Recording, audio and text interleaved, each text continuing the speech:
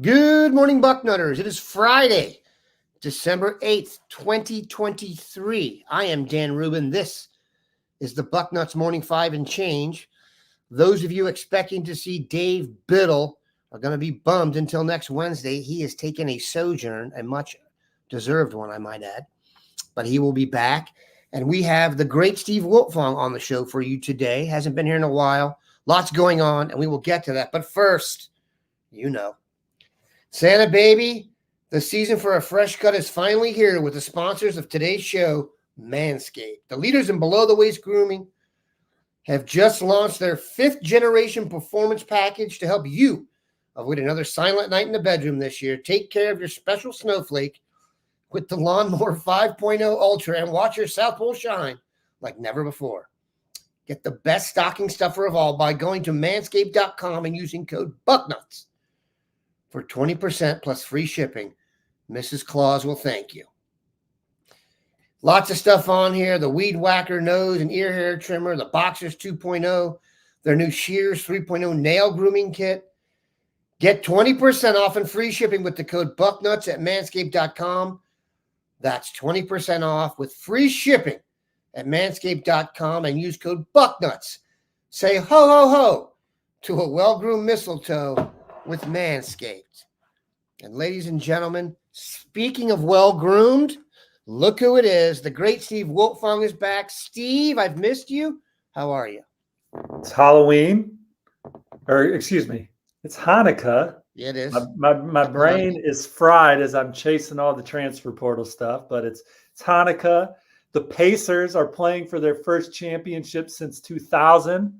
So all things going well in Indianapolis. And yes, I did say championship. We are counting the in-season tournament final as a championship around these parts. And I wonder if we win, and I'm saying we, because we invest money in tickets around here. Yeah. If we win, if there'll be a little parade on Georgia Street, downtown Naptown, if we can knock off LeBron and company. But doing well. Very interesting, well. The NBA.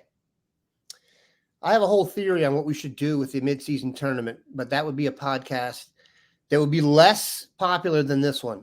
As we all know, Ohio State is the topic of the day, and people are very into the recruiting and transfer portal love that's going on. Now, yesterday, and we start with recruiting, was the end of a wild recruitment of Jordan Seaton. We actually had people on here complaining that we didn't know what he was going to do ahead of time. And I guess if you, hindsight being 2020, you can figure it out.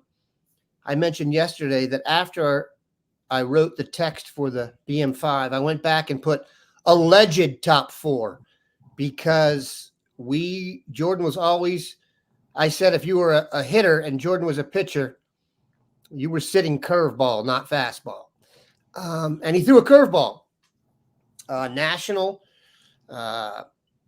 commitment to Colorado. Very interesting. Your thoughts on that whole process? And I know there was an Ohio State vibe earlier in the week, and then it was Tennessee, and it ended up in Colorado. So quite a wild ride. No crystal balls rolled that I saw.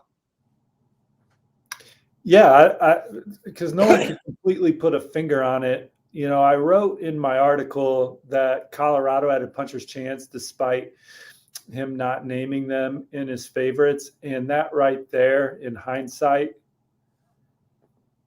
we've seen that happen before. You know, like the signs were there. And Jordan Seaton messaged me and said, I'll talk to you after so you get a clear reason why, I'm doing what I'm doing. Like I could have pieced it all together and said, this smells like Colorado. But obviously Tennessee, Alabama, Florida, Ohio State, those are programs that, gave Jordan compelling reasons to play at their institutions for a multiple of reasons, but 2 visits to Colorado this fall, playing for Coach Deion Sanders and trying to build that program up was ultimately what won out for him. And he got to announce his commitment on national television, and it was a big pickup for Colorado. And we've seen Deion Sanders every recruiting cycle have a massive recruiting win, from Travis Hunter to Cormani McClain to Dylan Edwards to now Jordan Seaton, and they're not done. And but the one thing, Ohio State, he loved them in the beginning. That was an early crystal ball forecast for me. But for a while, I just never saw that happening. He came back on that official visit this past weekend, and it was a great trip. So there were some strong returns coming out of it. But I think we pivoted pretty quickly early in the week that it wasn't going to be the Buckeyes. We just didn't nail down that it was going to be Colorado. Yeah, I didn't see that really reported with vigor anywhere. I'm sure Dion was a little extra motivated to get Jordan Seaton in there, considering you saw his son took an absolute beating and he needed someone in there to protect him. I really can't. I got nothing, no shade to throw at Jordan Seaton. He's going to be a starter right away. They had a terrible offensive line at left tackle. He's going to get a ton of exposure. I don't mean negatively. Like Colorado handles their own exposure through well-off media really well, and I can't blame them for doing that. A few schools are going to keep chipping away at him, obviously, as we are. Where are we at? Today is the 7th or the 8th, so we got 12 days till the early signing period. I still got a old school calendar. My wife keeps me in line on my family calendar. But I like to write it down still. Me too. But there, and those people are saying Seaton would be an instant starter at any school he chose. He's that talented. He's the true left tackle target in this class. Yeah, I don't know. I'm not. Alabama was in the mix and they started Caden Proctor this year. Maybe they would flip him to the right side or one of them. My dream was to have him start at right tackle or right guard like we did with Paris, flip him to the left for 2 years and go. But not gonna happen. So we wish him luck out in Rado. Other really interesting names that you've been on top of, and we're flipping to the transfer portal now. One of the top defensive linemen of a recent recruiting cycle, part of the Texas A&M boon that was, I believe, one of the highest rated, if not the highest rated recruiting class of all time, is now getting broken up in big fashion thanks to the Jimbo Fisher divorce with Texas A&M. It is Lebbeus L.T. Overton. Here's what I find very interesting about this. One, he didn't start last year. He was behind Fadil Diggs. Good year, but didn't start. And he is possibly part of a package deal, and that his brother, is it Micaiah Overton? Yep. Meciah. I think it's Micaiah. Transferred to Texas A&M from Liberty to be with his brother. He's older. He's got a year left. He's a defensive tackle. Did not play much at Texas A&M, I believe. Not many snaps. Are they a package deal? Will that affect it? I know that Lebbeus, or LT, I think they're calling him now, as a rule. They've got a visit scheduled to South Carolina. Alabama's been in the mix, but Ohio State has reached out. Larry Johnson does have a pre-existing relationship. Steve, the Overtons.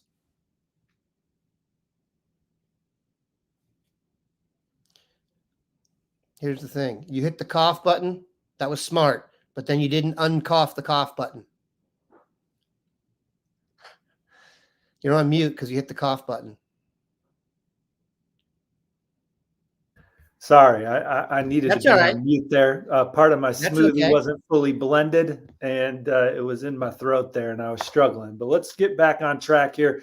Lebbeus L.T. Overton and his brother, I think it would be an ideal situation if they could end up at the same school, but they are not a package deal. Micaiah Overton is looking for a place where he can play, get tape, get snaps, and get on the field.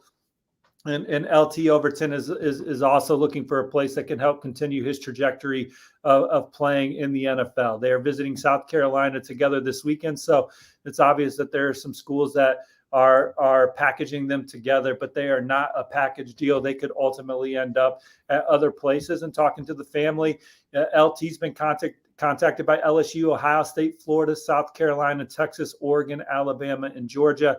Alabama's in home today with LT Overton, and then they're going to head to Columbia and take a visit. The plan for the Overtons, or at least for LT, is to narrow it to about 3 or 4 schools and then take visits to those programs and try and make a quick decision. Obviously, Ohio State was a finalist for him the first time around, made it up to Columbus. They had great respect for the program, Love Larry Johnson. It's the type of stage that he's looking for with the type of player development track record that he's looking for. So we'll see if Ohio State rises to the top of that list and gets a visit, but they're certainly in it early on for LT Overton. Yeah, so it's kind of become like recruiting for me in this. If I see a guy of Alabama, Georgia, and Ohio State wants you to come around, now you're talking about the elite of the elite transfers. Let's just keep it at Texas A&M because a lot of interest there. I don't know if Ohio State will be in the mix, but arguably the top transfer on the market is Walter Nolan. Do you think Ohio State will have a chance to get in with it? He's a defensive tackle. I believe a Tennessee native. Yeah, I've not heard that they're in the mix right now. He's taking a visit to Oregon this weekend.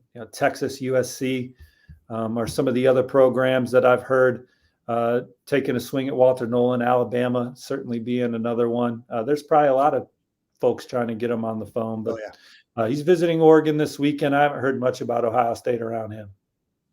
Agreed. I don't see that as being one. Let's stick with Texas A&M. So here's another thing I do. When a guy hits the portal, and if you are not following us on 24/7 Sports, you're doing it wrong. You can go to the transfer portal section, hit latest transfers, and it updates in real time. There are a bunch of guys in there who, maybe are looking for greener pastures, but the first thing I do is go check the depth chart of where they came from and see if they were a starter or not.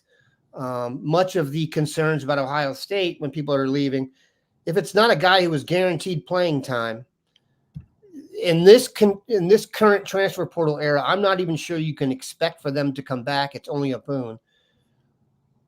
In terms of Ohio State or in terms of Texas A&M, they have guys who are leaving who were starters. Chase Basantis being one of them, right tackle. He started at right tackle, Jersey native, Don Bosco prep. Ohio State did offer him.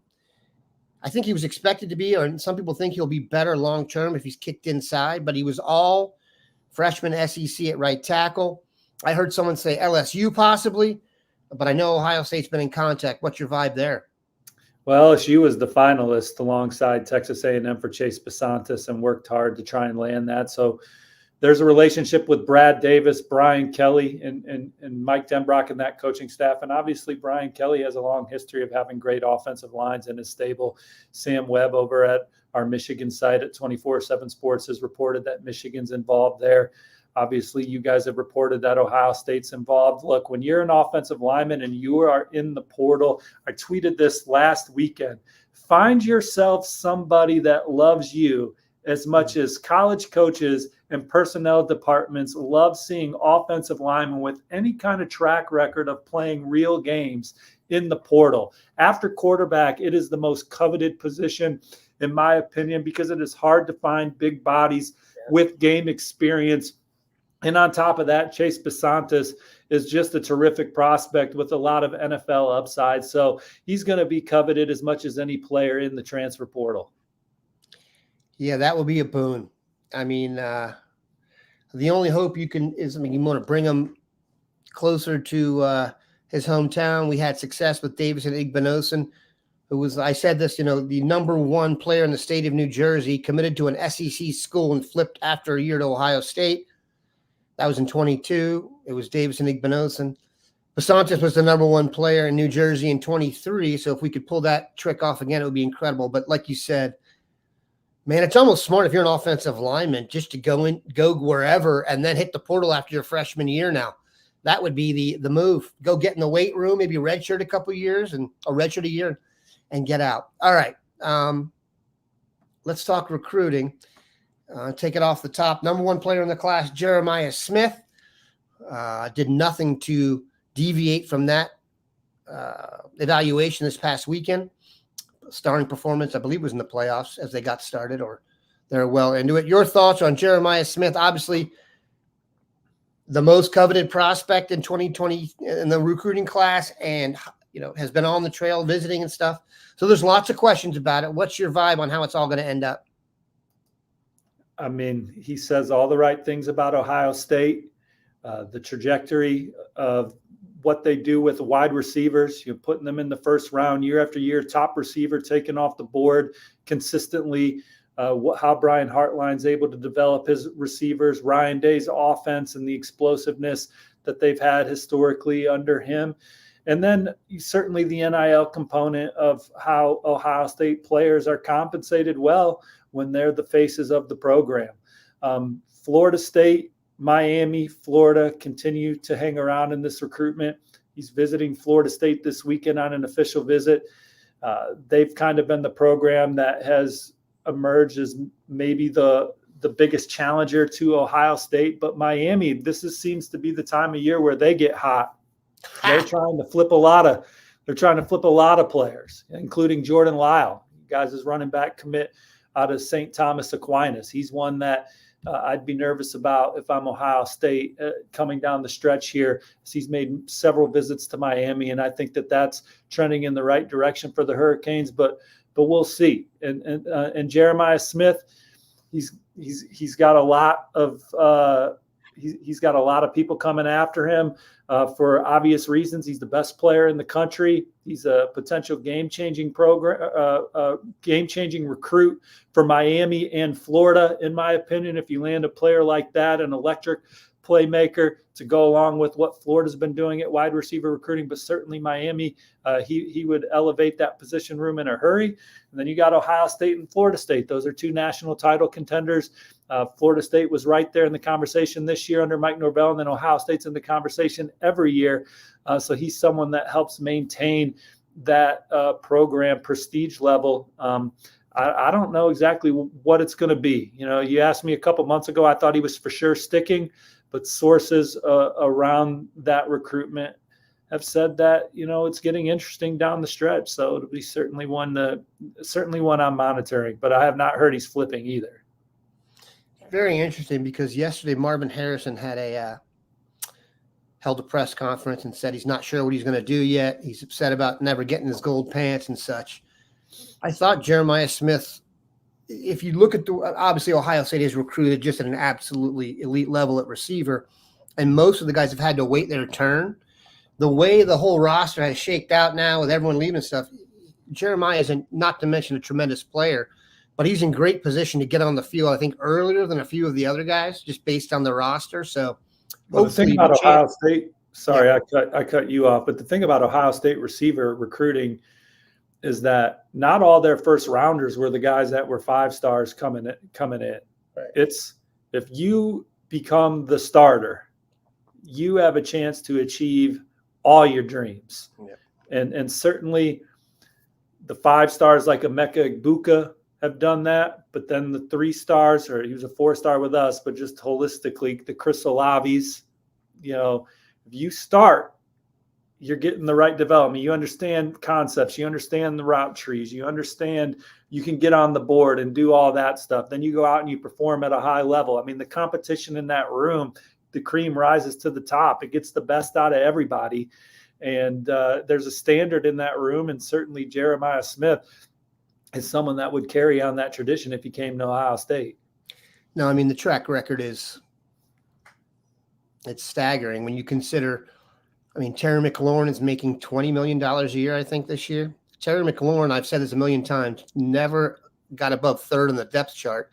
And when he left, I thought he was going to be the best gunner in the NFL. And y'all know he's Pete Werner, and DeJuan Jones. Those are my favorite Buckeyes of the last 10 years. Even Paris Campbell's gotten a second contract in the league. So if you stick it out, you're going to get paid in a big, big way. It's very interesting, though. Now we talk about the changing times. Guys make so much money through NIL that there really is, for some players, a decision to be made financially. TreVeyon Henderson is thought to be coming back, and people are shocked. Running back is you probably got, 4 or 5 years in the league maximum, unless you're kind of an outlier.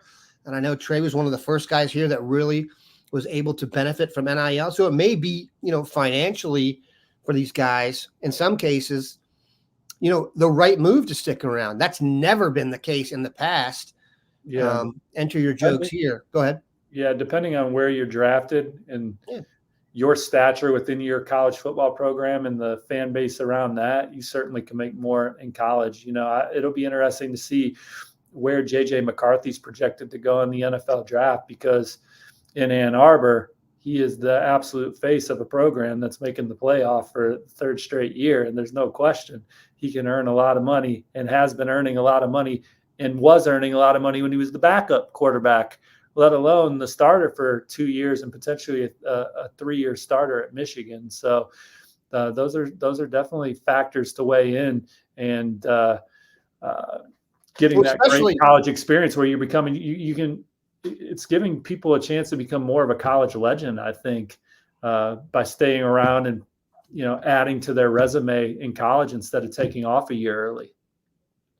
Listen, there's nothing wrong with being a college legend in a place like Columbus. Open a car dealership and put your name out there. Worse things have happened to people, man. The NFL hurts. There's a reason why, if you're from South Bend, you see Tony Rice floating around, man. Yeah, he's still shaking hands and eating free dinners. I would do the same, man. That's a great gig. Excuse me. All right. Speaking of a great gig, I've got to talk about one of our other sponsors, Omaha Steaks. And I've said this: if you're getting a gift and you want Bucknuts to be represented, this is the best offer we've had by far. It is really special. And Omaha Steaks, for those of you intimidated by frozen steaks, the directions are incredible. Everything's individually set up. The holidays are here, so you can let Omaha Steaks take the guesswork out of gifting. Shop carefully curated gift packages, guaranteed to make spirits bright all winter long. If you go to omahasteaks.com right now, you get 50% off site-wide. And if you use the promo code Bucknuts at checkout, that's an additional $30 off your order. This offer is not going to last long. Visit omahasteaks.com. Take advantage of 50% off site-wide. Plus, use promo code Bucknuts at checkout to get that extra $30 off your order. Minimum order may be required. Like I said, so that means a $200 order, you pay $70. So you can give $200 and pay $70 and seem like a big hitter like Steve Wiltfong and really be a little hitter like me. So it's good stuff. All right, let's get to some questions here. We have a ton of them. Some of these, there's a lot going on, and there's a lot of random type questions. So I'm not trying to ambush Steve. Steve and I will do our best to go through these questions and answer what we can. Jermaine H. Runnels. Is Riley Leonard coming? Riley Leonard, of course, the quarterback at Duke who has entered the portal. He has long been, in fact, when he went into the portal, I think the word Notre Dame was in the first sentence. You are a South Bend native. I have heard from an NFL source told me if he was going to add a quarterback to Ohio State, given the guys that are out there, he would choose Riley Leonard. That's one man's opinion. What's yours? I just know he was at Notre Dame this week. Beyond that, I've heard Ohio State's name around Riley Leonard, but I don't know how much traction or where Ohio State stands compared to Notre Dame right now for Riley Leonard. Notre Dame sorry, obviously didn't have the answer you were looking for. That's all right. No, but Notre Dame obviously has the template set there. He just slides into the Hartman role. There's really no bells and whistles about it. When he went into the portal, there was a lot of buzz around Notre Dame, with Auburn being another contender. And then Oregon, if they wanted to be, could be a major contender there. But then after that, that's when Kyle McCord went in the portal. So it kind of maybe changed the landscape of Ohio State's quarterback room, which is still a good one, by the way, with what's in there right now. Let's discuss that real quick. Do you think so let's talk about it this way. So Ohio State quarterback, and I get accused of being a homer, and that's okay here in this case. It's one of the glamour spots in college football. That's just a fact. They've had guys go to, Kyle's the first quarterback not to go to the Waldorf Astoria in New York City in some time. Do you think that is intimidating people? Are they literally going to be able to go out and choose who they want? So, for example, this is not tampering because I don't work for the university. If I could choose anyone, there's two guys I think that would be ideal fits for Ohio State. Neither one's in the portal. Excuse me. One's Michael Pratt at Tulane. One is Caden Salter at Liberty. Do you think Ohio State is a glamorous enough spot that guys will actually enter the portal to go there?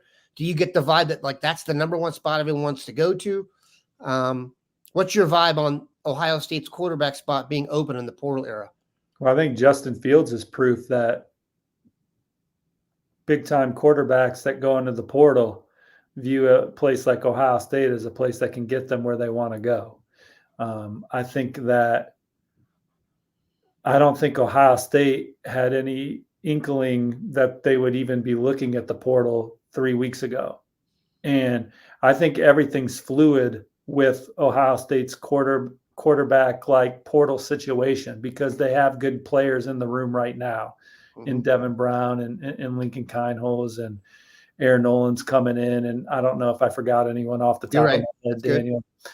But it's a program where the expectation is to win 14 games also. So you have to look at look at what's out there available to you and say what gives us the best chance to win 14 games. And so I think that they may be doing that. But oftentimes when guys go in the portal, there's already been some back channel conversations. And so Ohio State on all these quarterbacks will have to probably make up some ground if they choose to pursue them because those guys' representation was already getting feelers out to these programs and had an idea of what their landscape probably looked like when they went into the portal. And now it's like, all right, Ohio State's might be interested. That's a hell of an opportunity. So I think maybe that, I don't know exactly what the Buckeyes are doing with their quarterback transfer portal maneuvering right now or current roster. But it's a place, to answer your question, where I think it would be as attractive a place to go play quarterback as any in the country because you're going to play behind a good offensive line. You're going to have great receivers. You're going to have a head coach and an offensive coordinator and Brian Hartline, guys that have a track record of being great coaches and being part of great offenses. Corey Dennis has certainly done a fantastic job. And USC is the other that I would point to, obviously, right? If you get a call from Ryan Day or Lincoln Riley as a quarterback in the portal, even if you have a preconceived notion that, hey, I'm going to go play at X, Y, or Z, I probably need to have this conversation with both those two guys just to see what it is because they've done as good a job as any two head coaches over the last 3 or 4 quarterbacks that they've had. Now, there's some guys that can certainly sell some new stuff, but Lincoln Riley and Ryan Day, it really hasn't mattered who's been under center for them.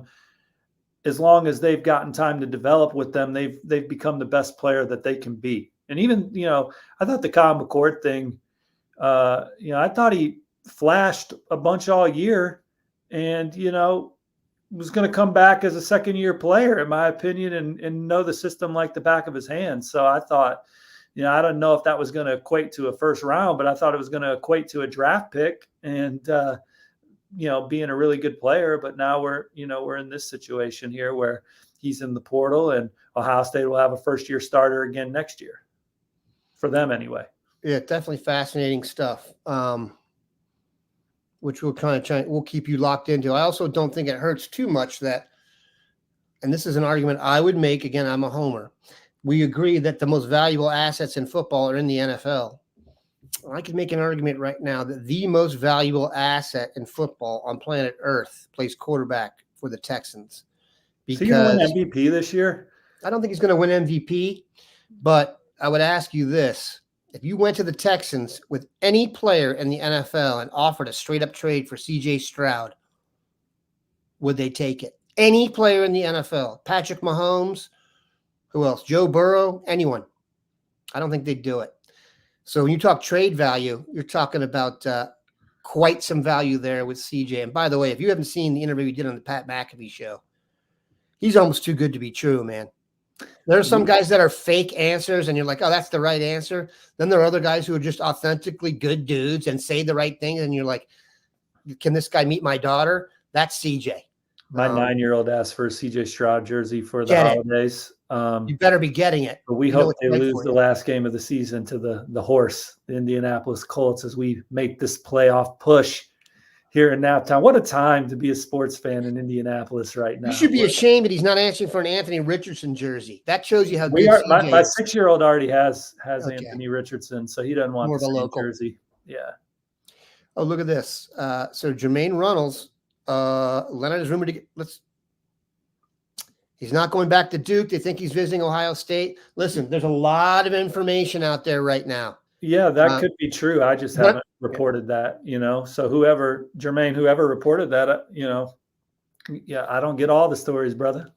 I just know. I do know that Ohio State made me think twice about my prediction for Notre Dame for Riley Leonard. But as far as like the actual logistics of Ohio State getting them on campus, things of that nature, I just don't have that information as I talked to you guys this morning at 9:40. I'm not sure. Yeah. The idea that information is out there to me is also a little bit of a stretch. I'm not sure that's a done deal yet. Let's keep going. Sometimes the fans do know stuff before us, People know people. People know people. Well, here's the two guys I want to talk about. One, Coy Parrish, safety from Minnesota, visiting this weekend. His film is Get Out of the Seat Good. And I get that he doesn't play against the highest competition, but good Lord, it's like an NFL Films highlight video for crunching people. Your thoughts on Coy Parrish and the outlook in the immediate future here? Yeah, here's a question in my wheelhouse. I know the answer to Coy Parrish. Perry Eliano and the Buckeyes were in home on Monday. I think that this is trending well for Ohio State. It's not a done deal, but I like the way that it's moving for Ohio State here. And we talked on Bucknuts Morning 5 going into the season. Ohio State did not win the KJ Bolden sweepstakes. So we were talking about how they were going to senior evaluate somebody and find a prospect that they thought had national championship caliber talent. And they found Coy Parrish, and they're all in on him. And I think that Coy Parrish is looking for a place like Ohio State, a place where he can play in the biggest games and a place where he can get developed and play in the NFL. I think he's wired that way. Now, Minnesota's done a great job recruiting him. They were in on him early. They beat some programs like Luke Fickell in Wisconsin for him. So it was a nice recruiting win for them early, but I think that they need to be nervous around the Gophers campus about Ohio State.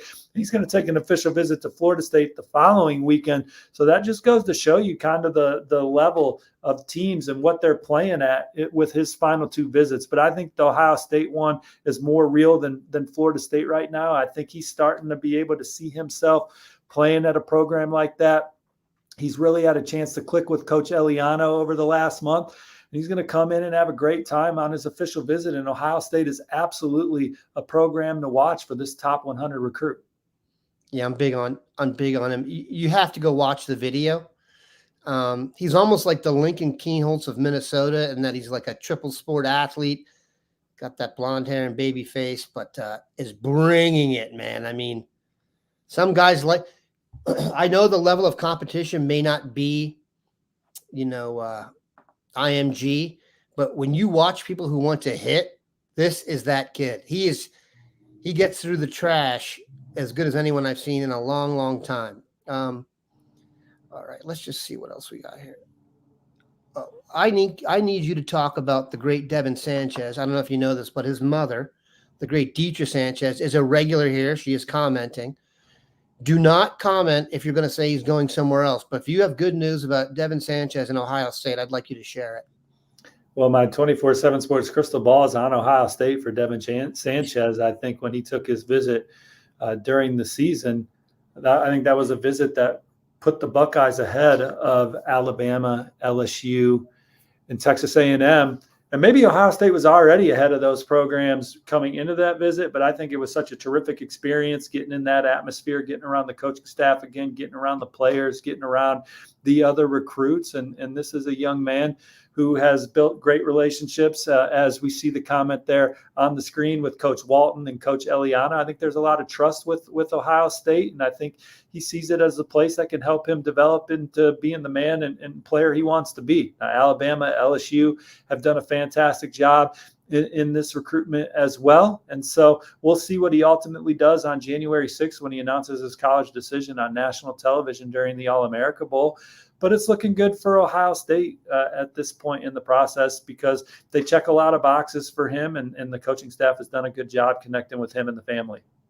for those of you listening to the podcast only, Deetra Sanchez, Devin's mom, is a regular in here, and we are very thankful of that.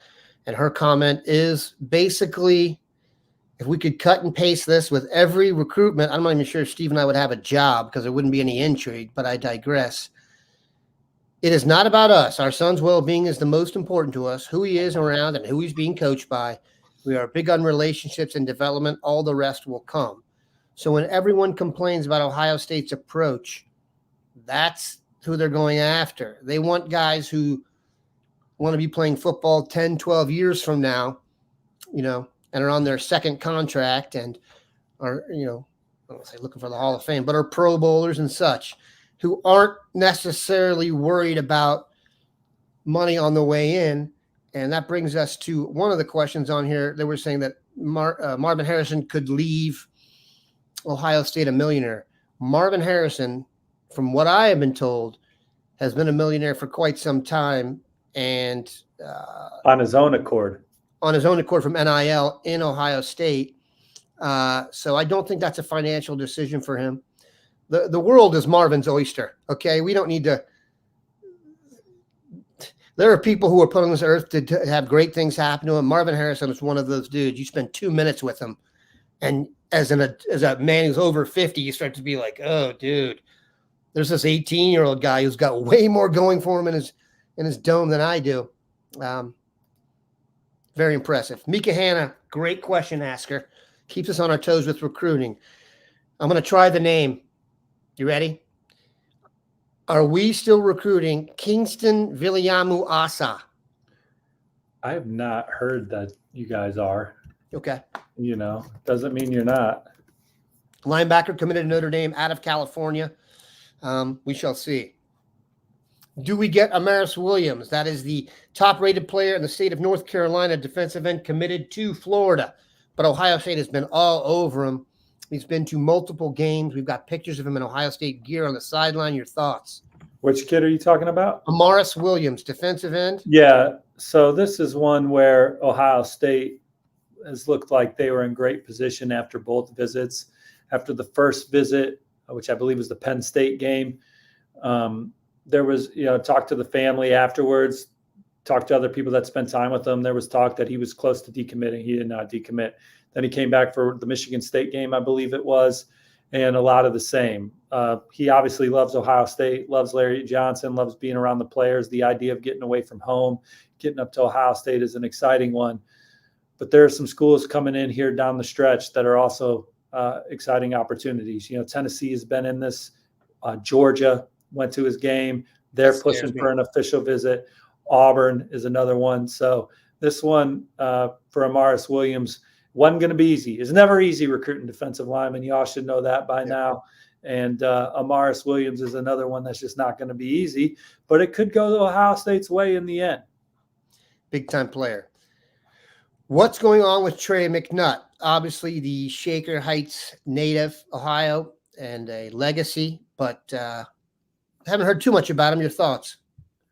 Well, I've talked to Trey McNutt after a couple of his Ohio State visits and then visits elsewhere, and it's obvious that he really is excited about Ohio State. I think that the one thing that he's looking for in his process is, I think programs recruiting him the hardest. I think that's going to be a big factor. The ones that are constantly present around him, building that rapport. I think that's important to him to get the sense of who wants him the most. I think he wants to go play for a school that he feels like wants him the most.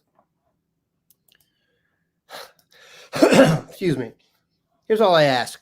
If you're a Michigan fan who's been coming by here, and we know you're here because I see the numbers, just subscribe to the podcast. That's the least you could do. Go to YouTube and hit subscribe. I don't even care if you watch it, but just at least give us the numbers if you're going to come here and soak up the tears. You can do that, but at least give us something and subscribing, because we're getting a lot of Michigan fans in here, believe me.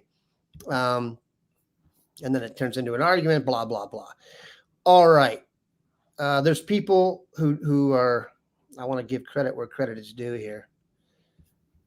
There are people who are talking about, so this is Kramer's around the street from my house. It is a fantastic establishment, and the Pee Wee baseball field, Patterson Park, is across the street. So if you're a dad, you go take your kid to the games and you go over and you get a 40. That's how you do it. But in college, we used to play on Patterson's Field. Oh, yeah. But you pour it into a cup. They have a huge, it's one of the things they do that. I don't know why. It's just a tradition. But we would play baseball in Patterson Field with an aluminum bat and a tennis ball. And if you really could hit it, you could knock it into Kramer's front yard. Anyway, let's do a couple more questions and get out of here. All right, this is a good question. If a kid, Rusty Jesse, if a kid does stay instead of going to the NFL, other than Marvin Harrison, are those kids guaranteed to get their spots back? What if Brandon Inniss or Carnell Tate is better than Emeka Egbuka? I don't think that's a likely premise. Go ahead, but your thoughts. Yeah, I think Ohio State has proven that the best players play the most. Yeah. You know, they're trying to win 14 games. So I think that the players on the team certainly have a feel for if that landscape in the position room is changing. So I am not saying that that is happening, but I think that if you know, and this, I'm not just talking about Ohio State, but if you know that you have a chance to get drafted and you know these young guys are coming right up potentially to take your spot, you're leaving. You're not coming back. You're only coming back if you know you're the guaranteed starter. Like Quinn Ewers has talented quarterbacks behind him at Texas, but he's not, if he comes back to Texas, he's not worried about Arch Manning taking his starting job.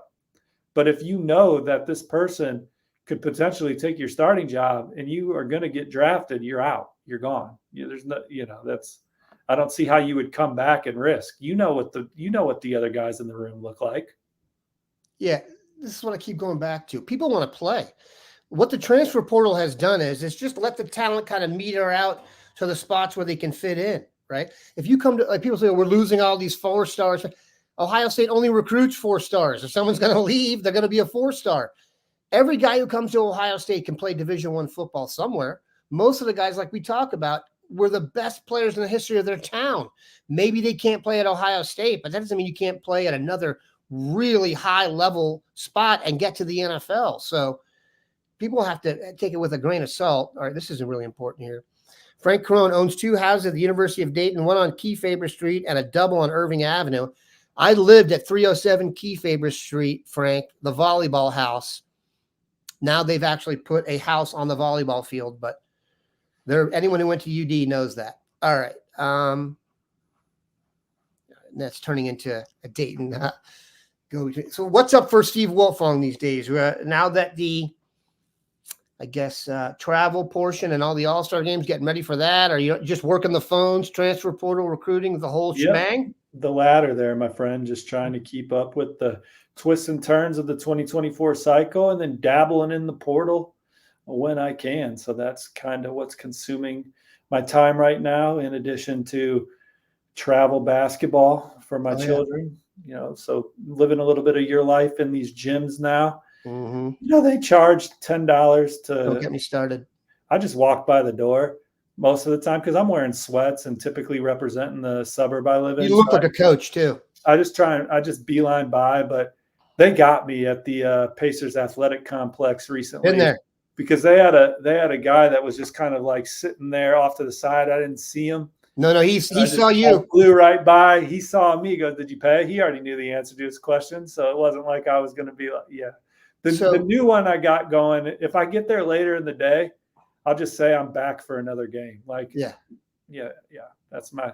But I'm just telling you, the further you go up the food chain with these tournaments, and the Indiana Pacers do have a tremendous youth facility, but it's gotten out of control. And I'm sorry to if you don't want to hear about negativity on the travel ball circuit, you can hop off now. We've already been off for 43 minutes, so this is all free. What Steve and I are giving you now is free content. It's $50 for the weekend if you go to a real tournament. $50, dude. We went from 10 to 15 to 20 and skipped to 50. There was no like 2 years of 30, 2 years of, we went right to 50. It's incredible. I mean, it has become a giant business. And man, send me a text if your kid's getting recruited for hoops. I could probably help you out a little bit. Unless you're a no-brainer type, unless you're Jeremiah Smith or Marvin Harrison type, and then it doesn't matter. You're going wherever you want for whatever you do. We are a long ways away, Dan, from the days of when you used to be able to get 25-cent wings at Buffalo Wild Wings. You could go in there, get 12 wings for $3 and get yourself one of those. You used to be able to play the trivia game with your friends. You'd have that handheld little computer thing in your hand, and you'd get 12 wings for $3. And you'd go to watch football because you didn't get every channel at your house. And it was like this. This is not a lie. I used to go to a place called in DC, the Falls Church area, called Greavy's. For those of you who remember, Kevin Greavy played shooting guard at Kentucky, and then the Bullets had opened a bar. And Charlie Casserly, the general manager of the Redskins, would sit at the front table and watch all the games and drink beer because there was nowhere else to watch all the games.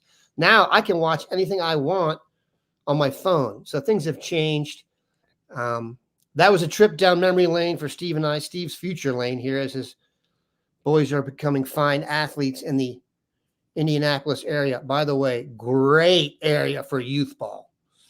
Youth basketball in Indiana is something else. We've taken a couple Ohio teams up there and looked across the court and been like, oh, we're going to win this game. And first time out at 20-3, your kids are shell-shocked. But good place to grow up. Great guest to have. And we will be all over this as you can go. The information is coming fast and furious here in the portal. Once again, if you want to follow the portal, go to 24/7 Sports, hit transfer portal, and the drop-down menu will say latest transfers, and it is in real time. So that is where our guys are looking. That is where it becomes official. And we officially are thanking Steve for stopping by. Have a good one, Bucknutters. Thanks, y'all. See you on the front row.